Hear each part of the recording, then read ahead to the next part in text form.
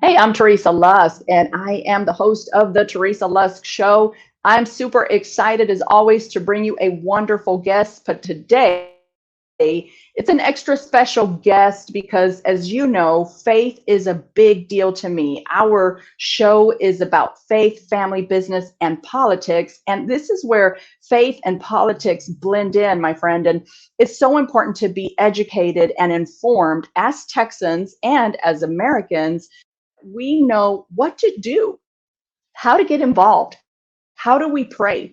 Today, I want to introduce you to a wonderful Texas senator. We have Texas Senator Tan Parker with District 12, and Tan is he's previously served in the Texas House. He held leading committee roles on policy matters vital to our state. His leadership was instrumental in the unanimous election by his colleagues as chair of the House Republican caucus during the 84th and 85th legislative sessions. I want you to help me welcome Senator Tan Parker. Hi, Hello, Teresa. Great to be Senator. with you. Thanks for having me on the show. Thank you. I am so thrilled to have you on because one of the things that I really love to do is to bring in people who can educate our viewers so that they know what do they need to do as Texans and as Americans. And so I want to talk a little bit about your Senate Bill 1556, which has to do with prayer in schools. Can you tell us a little bit about that? What happened with it? Where are we at? And we'll talk a little bit more about another bill as well. No, Teresa, my honor to do that. And look, it's so important. Religious liberty is critical as people of faith. We need to be able to share our faith openly and do that in the public square and do it through all aspects of our lives. I'm very passionate about that. And as a result, what I did this legislative session that we just concluded the regular session, we're now in special session as I join you here from my office in the Capitol here in Austin. But the reality is that I filed Senate Bill 1556, which really was an extension of the Kennedy decision by the U.S. Supreme Court. We all are familiar with the coach that was really being attacked for praying on the football field. And that was a very big, significant constitutional question that ultimately went to the U.S. Supreme Court that ruled in favor of the coach and his ability to be able to pray. And so really what we do with this Senate Bill 1556 that I was blessed to carry, that I filed and led on, was to take what the Supreme Court basically did in its most recent ruling and to codify it or to put it into the statutes of Texas that would allow any public school employee, doesn't matter whether or not it's the coach, if it's the teacher, if it's the folks in the cafeteria staff, you name it, the ability to pray as they see fit in the middle of the workday. They can pray and they can do it in a public way. So a very big thing that people can share their faith. They can do that in the middle of the workforce or the middle of the workplace during the business day. And that's what that bill is all about. So I introduced that bill into the Senate. It was referred to State Affairs. It was heard in the State Affairs Committee, and then it was voted to the floor of the Texas Senate. So I then took up that bill on the floor of the Texas Senate, where it passed. So that bill passed, and I want to share with you is a really a wonderful blessing. It passed unanimously off the floor of the Texas Senate. Republicans and Democrats supported that bill, and unfortunately, it didn't make it through the rest of the process. It didn't make it through the House this time around. Just like the other bill that you're referencing, 1396, it also cleared the Texas Senate, but it died in the House as well. And my news to share with you and your audience, this is really very fresh news, is that 30 minutes ago, just 30 minutes ago in this special session, even though these bills are not officially on the call for the special session from the governor, the Lieutenant Governor, Dan Patrick, was very supportive and encouraged us to refile those bills now in the special session, these bills on prayer. And so we have now, we refiled them, and they were referred earlier this morning, about 30 minutes ago, to State Affairs. So the likelihood is pretty high that they will be heard next week on the floor, hopefully of the Texas Senate, and then we'll get them back over to the House, and hopefully they'll do the right thing and pick them up and pass them this time around. So very, very important that we're always focusing on protecting religious freedom and religious liberty for Texans. Texas has to lead, Teresa. Texas has to lead. We're the home where liberty and freedom flourish, and there's no right more precious than our right to religious freedom, and that's why I will always fight to protect that, and that's why I carry legislation to do so. That's so exciting to hear. That's great news, because when I pay attention to some of the bills that died, it's so disappointing. It feels a little devastating. So I have to really work on my own faith and say, okay, there are still good people out there looking out for Texans, looking out for Americans, and you're clearly doing that, Senator. I really appreciate that you're leading this, because this is very, very important right now. I see there is such an attack on our faith and the freedom for religious liberty that it's very concerning to think have somebody who's standing up for us and be a voice for us within our government. And so I'm very, very thankful for that. So what is the process after this, Senator? Now that Lieutenant Governor Dan Patrick said, let's take this on again, what can we expect from this point forward? What does that look like? Well, so we're in this special session. So it's a very unique type of situation. Technically, only bills that are set by Governor Abbott are the ones that will pass. But obviously, Governor Abbott is supportive of religious freedom, and I think, therefore, we have a real opportunity to get these done. And so now that the bills have been referred 30 minutes ago, just 30 minutes ago on the Senate floor above us, they were referred to State Affairs, which is the committee where they will be heard. So there'll be a formal committee hearing next week, most likely on Monday, maybe Tuesday next week. And so, I again expect I'll have the support of my Senate colleagues. These two good bills on prayer will pass out of the Texas Senate Committee on State Affairs and then be on the full floor before all the members. And again, I think we'll have strong support.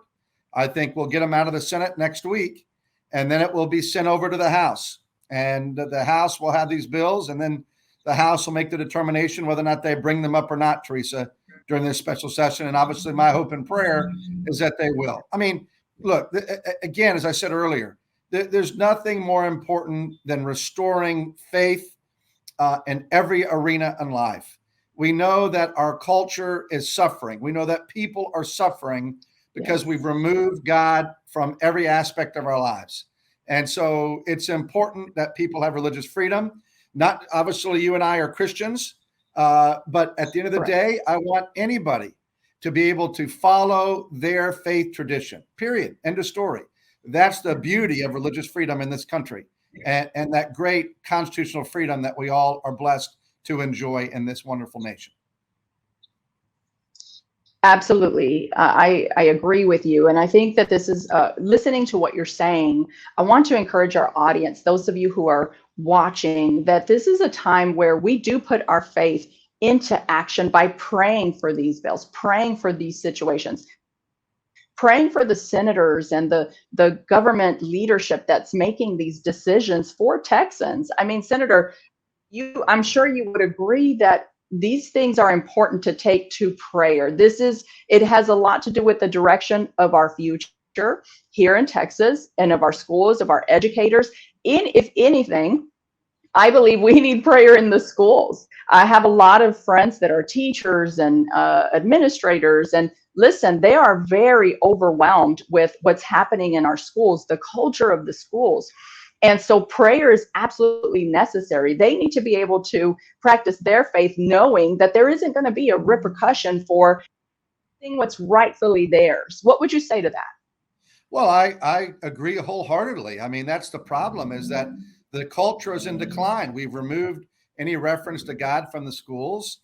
The teachers are dealing with kids that are acting up. They're dealing with violence. They're dealing with a lack of respect. I know teachers that are worried about their own physical safety. We've done things to address that topic here this session as well. I mean, it's ridiculous that a teacher has to worry about their safety going to a school. And so, we've addressed all kinds of issues with regard to the security of our schools. But fundamentally, those children and those teachers deserve the right to be able to pray when they're in school, and that's what we're trying to do with these various items. Again, the bill that I'm the primary lead author on would allow these public school employees to be able to pray, and the other one that we're talking about in 1396, another great bill that enables students to be able to read the Bible and to take up a Bible lesson and to be able to read and so forth. And it's just so important that we infuse those values, those timeless biblical values on children. They need them. That's why we're seeing this horrific problems with anxiety and depression and so many things. People are hopeless today, Teresa. There's a lack of hope. Yes. And you and I know as Christians that you can only restore hope if you get people grounded in the gospel and grounded in a personal relationship with Christ. And so that's my hope and prayer, that we'll be able to allow individuals the ability to pray. And again, no matter what your faith is, it's important that you have the ability to do that, whether or not you're a Christian, whether or not you're Jewish, whether or not you're of any faith, whether or not you're Muslim, whatever it may be. We got to protect religious freedom here in America. Yeah, and to add to that, you are talking about, being able to freely express and freely follow your faith. And I know that's hard sometimes for Christians to hear, that religious liberty is for everyone. And that's the truth about, our laws. It provides freedom for everyone. And so, I think it's important, though, because when you have faith, you have a moral compass. And it does lead our decisions, which obviously, Senator, as I was researching you a little bit and researching some of the work that you did, it was clear that you're a man of faith. And one of the things that I'm very just taken away by is your willingness to be so vocal about the importance of faith, especially defending prayer and Bible reading. That is so amazing. I want to thank you for that, because that's a really big deal. It's such a relief to me, knowing that I have someone on our side as Texans, of people of faith, who can fight for the future of our state by knowing the importance of faith. So I thank you really from the bottom of my heart, Senator, for being willing to lead that and be a forerunner for it, which leads me to my next question is faith. Can you just share with me however you want to go about it, how your faith really does affect how you make decisions and lead for our state? Well, Teresa, look, I mean, obviously, as a person of faith, every policy decision, every vote, I mean, there are 8,500 bills filed in this legislative session in total amongst the entire chamber of the Senate and the House. Probably 10% or less will ultimately make it through the process. And so, all of those bills, all of those literally thousands of votes that I take in a session, in committee, on the floor, et cetera, all of them, my faith informs what I do. I look at from a faith perspective. I look at it from a limited government perspective. I look about, is this something that's going to be good for free enterprise and free markets? Is this something that's going to benefit our citizens broadly? But I look at it through those various lenses, but I start always with the lens of faith. Is this in alignment with people of faith with regard to this decision? Yes or no? when I mentally assess whether or not I'm going to support an initiative. And then it's those other categories like I talked about. Does this support limited government? Is this great for our economy, for our workforce? Is it going to create more jobs and opportunity? Is it going to be able to create greater liberty and freedom for our citizens? It's so important that Texas continues to be the beacon, the leading state in all of America for the preservation of these critical rights. And that's how I look at it. And so, we want Texas to continue to lead for the country. And we hope and we will continue to pray that other states will take our lead when we're enacting good policy like the things we're discussing here today. Amen. Great, great message. Senator, what last words would you like to leave our fellow Texans with that can encourage them as we see the decline of morality in our culture and just the hardships that we see coming about? What are some things that you can leave us with that can help us see some hope for the future? Well, thank you for that, Teresa. Look, it's so important that people are hopeful, and they should be very hopeful. They should be very hopeful as Texans, and they should be very hopeful as Americans. We live in the greatest country the world has ever known. Despite our challenges, despite the political frustrations we have in DC right now, all of those kinds of things where we think our faith isn't being respected, we need us to continue to stand up and to be vocal. It's important for Christians and people of faith to stand up and to be active in the public square. Don't think because you're a Christian that you can't run for office, you can't share your thoughts, your values, your beliefs. You can and you should. And so that's a very, very important thing for people to recognize. But I'm an optimist. You know, I believe our greatest days are ahead, but people cannot be silenced. You know, it's not okay to be on the sidelines when it comes to elections. Elections matter. Elections have consequences. And people of faith have to pay attention. They need to get involved. They need to vote. That is their constitutional duty and responsibility. You think about all of the thousands of men and women that have given their lives since this country was initially formed to give us this most incredible experiment with this fragile democracy, and the necessity for them to go out and exercise their right to vote. And so, look, I think, again, our greatest days are ahead. But we, as people of faith, have to be involved, have to be engaged, and taking up these fights. Get involved. Get involved at the local level. Get involved in your school boards. Make sure that you've got good men and women that are of a faith tradition that are there leading those school boards.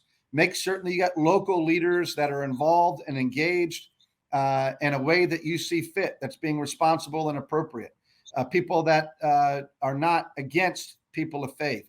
All of those things are very important to look at, not just at the federal level and the state level, but at your local level. And, you know, look, the people of Texas are the most resilient people in this country. Americans are the most resilient people on the earth. And most Americans know what's going on, that this abandoning of faith, all the things that are happening, they know something is very wrong in their gut. And I think the American people are standing up. I think the people of Texas are standing up, and they will do so in even bigger numbers going forward, and focus on the importance of God and family and country and giving back. And, you know, that's the thing I talked about the young people all the time. No matter what path in life God puts you on professionally, never forget to serve other people and to give back and to make a difference and to call out the darkness. When you see darkness in any fashion, call it out. Whether or not you're seeing horrific things like our dear friend Jenna Quinn had to suffer through, and you see that type of darkness and children that are being abused and neglected, or whether or not you're seeing darkness with regard to people trying to attack people of faith and attack faith in America. Anytime you see darkness, people need to stand up and be resolute. That's my message. Amen. Well, that's a great message. You've left me inspired, no doubt. And I guarantee you that those who will be watching will be inspired as well. Senator, I get some great feedback from the viewers when people like yourself educate and then inspire. So very much for taking the time out of your busy day to come out here from us, encourage us, and empower us. I will personally be praying for you. And I just want to say, God bless you for what you're doing. Stay strong. And thank you for being a voice for Texans, especially Texans of faith. No, thank you, Teresa.